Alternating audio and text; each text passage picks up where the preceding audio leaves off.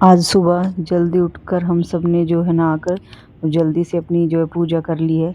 और ये देखिए बच्चे जब ऐसे पूजा करते हैं तो कितने अच्छे और कितने प्यारे लगते हैं ना, कितना मन को जो सुकून मिलता है को ऐसे देखकर।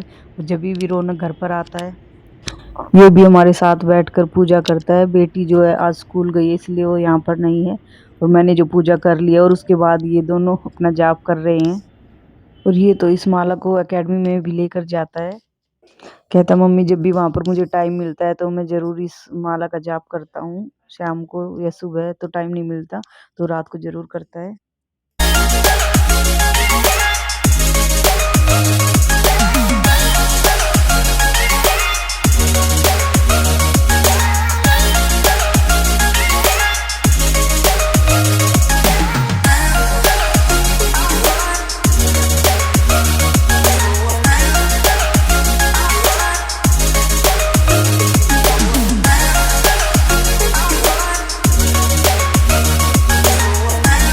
राम राम, जय सिया राम।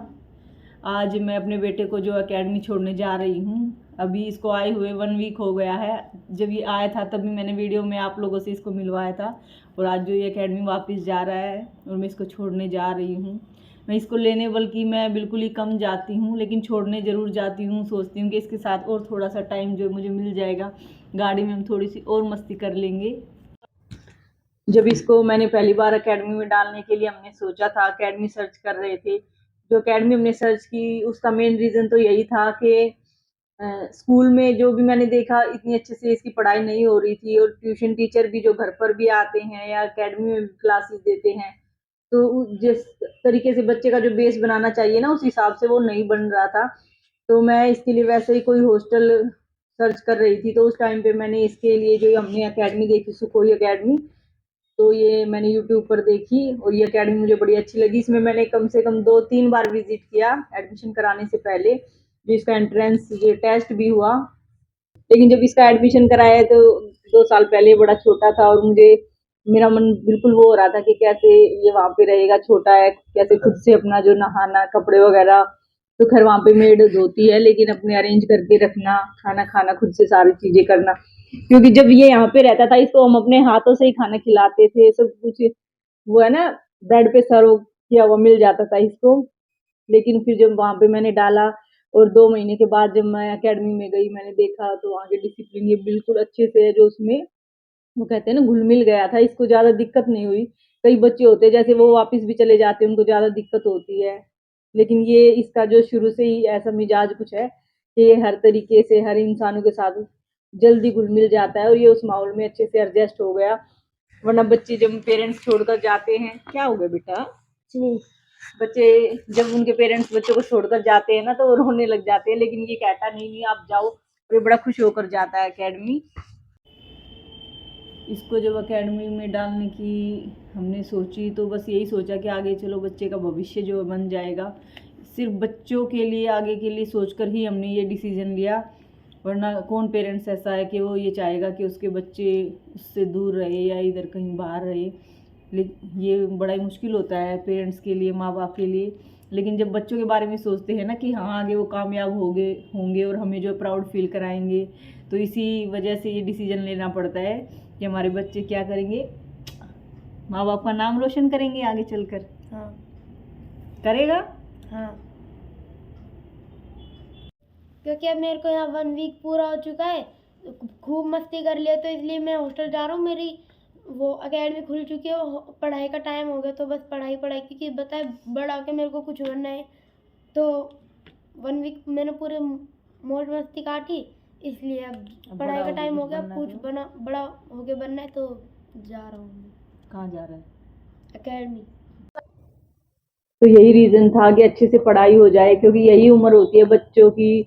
मेरे हिसाब से 8-9 साल का जब बच्चा होता है, ज़्यादा से ज़्यादा 10 साल का, और उसके बाद के जो 10 साल होते हैं ना, उसके पूरी ज़िंदगी में वो जो उसके 10 साल होते हैं वो सबसे ज़्यादा काम आते हैं मेरे हिसाब से। जैसे 10 से जब 20 साल की हमारी उम्र होती है, और उसमें जो भी चीज़ हम सीखते हैं, जो भी ऑब्जर्व करते हैं, वही हमारा जो नींव बनती है और वही पूरी ज़िंदगी काम आती है आगे। वैसे तो सीखने की जो है कोई उम्र नहीं होती है, हम हमेशा जो है सीखते रहते हैं।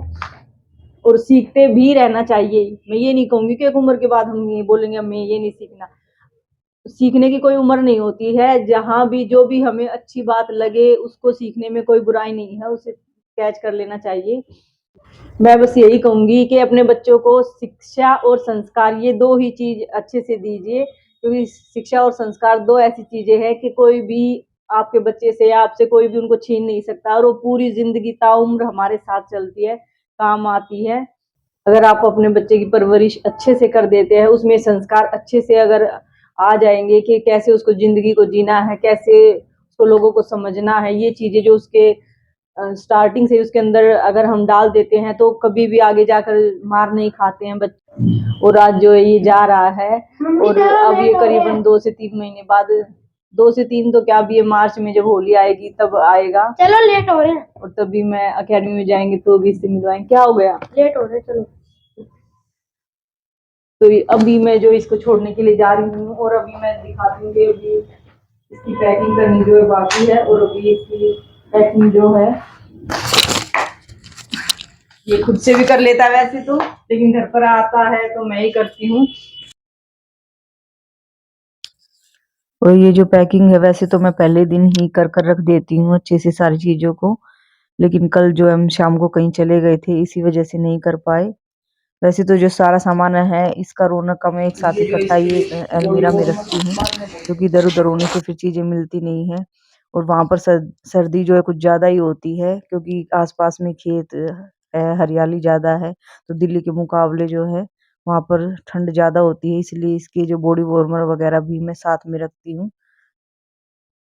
मैं जो है अपनी तरफ से पूरी कोशिश करती हूँ कि इसके कपड़ों को जो अच्छे से बिल्कुल अरेंज करके रखूं, ताकि इसको बिल्कुल भी दिक्कत ना हो। तो मैं तो बल्कि इसके कपड़ों में चिट डाल के रखती हूँ, एक जो स्लिप पे कुछ अच्छा अच्छा लिख के, लेकिन अभी नहीं रख पाई क्योंकि लेट हो रहा है इसीलिए, ताकि जब भी ये पहनने के लिए कपड़े निकाले और उस स्लिप को पढ़े और इसका मन बिल्कुल खुश हो जाए, इसको मम्मी की याद आती रहे।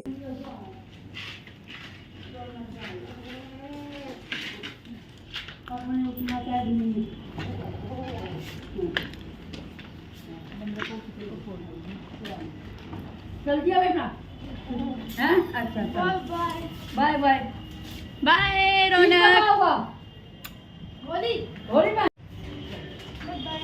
बाय रौनक। चलो हम निकलते हैं। बाय। नीचे तक चल।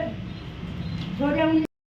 और जब घर से निकली तो मैं निकली थी अपनी गर्मा गर्म कॉफी लेकर, क्योंकि सफर में कॉफी पीना या कुछ कुछ हल्का फुल्का खाते रहना मुझे अच्छा लगता है। वैसे मैं कॉफी ज्यादा नहीं पीती हूँ, भले ही सर्दियाँ है कम पीती हूँ, लेकिन जब भी कहीं सफर में आना जाना होता है तो जरूर पीती हूँ। इससे जो है सिर दर्द वगैरह नहीं होता है मुझे, क्योंकि मैं जब भी लंबा सफर करती हूँ तो मेरे सिर में दर्द होने लग जाता है। और जब सफर ऐसा हो जिसमें मेरे आजू बाजू में ग्रीनरी दिखती हो और साथ में कॉफी हो, तो ये काफी हद तक मैं ठीक ही रहती हूँ।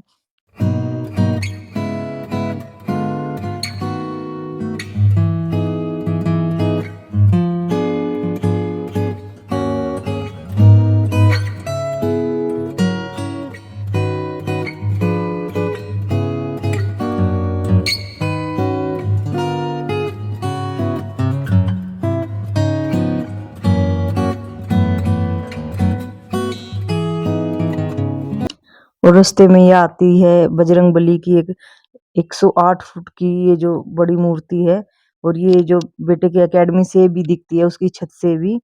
और ये देखने में देखिए कितनी सुंदर लग रही है। तो यहाँ जाने से सबसे पहले हमने जो अपने हाथ मुंह वगैरह धोए। ये यहाँ पर एक बहुत ही बड़ा त्रिवेणी हनुमान जी का मंदिर है, और ये मंदिर जो गुड़गांव फरीदाबाद जो रोड है उस रोड के ऊपर ही आता है। और आज तो मंगलवार भी है, वैसे तो हम जब भी आते हैं यहाँ दर्शन जरूर करते हैं, और मंगलवार है तो आज तो बजरंगबली का दिन है तो दर्शन तो बनते ही हैं। और हम ही क्या, यहाँ से जो भी जितनी भी गाड़ियाँ आती जाती है सब जरूर यहाँ पर रुकते हैं और दर्शन जरूर करते हैं, क्योंकि ये जो मूर्ति है ये इतनी बड़ी है और इतनी सुंदर है कि इसके दर्शन किए बिना कोई जा ही नहीं सकता है। और जब हम स्टार्टिंग में यहाँ आने लगे थे तो यहाँ पर इतनी भीड़ नहीं होती थी, अब तो यहाँ पर काफ़ी भीड़ रहने लगी है। और हमने जो है परिक्रमा लगाई, मंदिर की। और उसके बाद जो बेटे ने और हस्बैंड ने हनुमान चालीसा यहाँ पर लिखी हुई है काफी बड़ी बड़ी, हनुमान चालीसा का पाठ किया।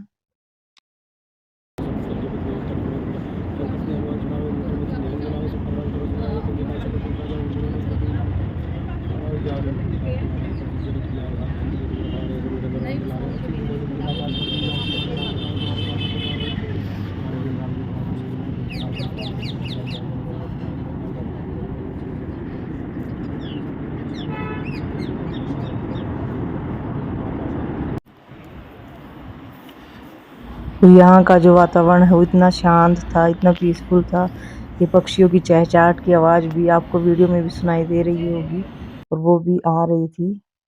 और ये जो मूर्ति है हल्की सी पहाड़ी पर ही है, और ये देखिए आसपास में जो पूरे पहाड़ ही है। इन पहाड़ों को अरावली पहाड़ बोलते हैं।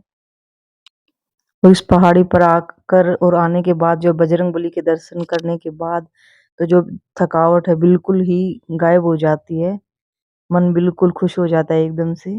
इसके बाद जो है हम आए मंदिर में, और सबसे पहले जो मंदिर में आने के बाद हमने पूजा के लिए वहां से जो है कुछ फूल लिए।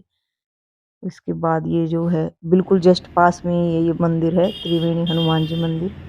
और अंदर जाके हमने जो है दर्शन किए। और ये मंदिर जो है काफी बड़ा है, और इतनी साफ सफाई इस मंदिर में मुझे इतना अच्छा लगा, क्योंकि ज्यादा भीड़ तो नहीं है इसीलिए काफी साफ सफाई थी यहाँ पर, और हर जगह टाइल और मार्बल लगा हुआ था। मैं तो इस मंदिर में जो है कई बार आ चुकी हूँ, लेकिन आप लोगों को दिखाने के लिए स्पेशली मैंने ये जो वीडियो बनाई है। और यहाँ पर जो है सभी भगवान विराजमान है, और ये देखिए शिव परिवार का पूरा कितने अच्छे से यहाँ पर बनाया हुआ है। और दर्शन करने के बाद जो हमने लिया अपना प्रसाद लेके, और हम जो यहाँ से निकल गए।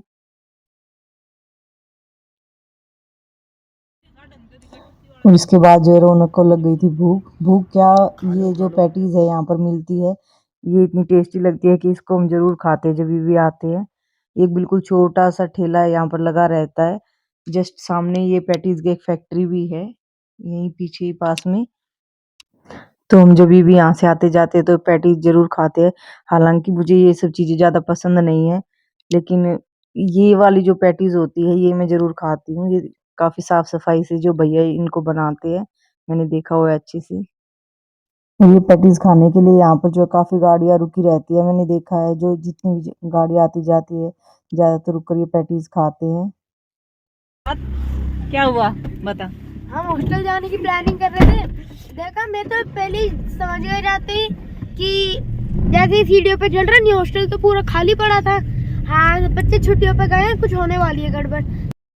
और आज जो हमारे साथ एक बहुत बड़ी गड़बड़ हो गई। एकेडमी में गए और वहां पर सभी बच्चे घर जा चुके थे, एकेडमी की छुट्टियां हो चुकी थी। हमने जो है जाने से पहले कॉल नहीं किया, तो रौनक देखिए वापस घर आ गया दोबारा से। क्योंकि वैसे तो छुट्टियां नहीं दे रहे थे, लेकिन सभी पेरेंट्स आकर अपने बच्चों को ले गए, तो उनको भी एकेडमी की जो छुट्टियां करनी पड़ी। पर जैसे ही हमें छुट्टी का पता चला, मन में एक बड़ी खुशी हुई। और इसी के साथ मेरी वीडियोस को लाइक करें, चैनल को सब्सक्राइब करें। राम राम, जय सिया राम।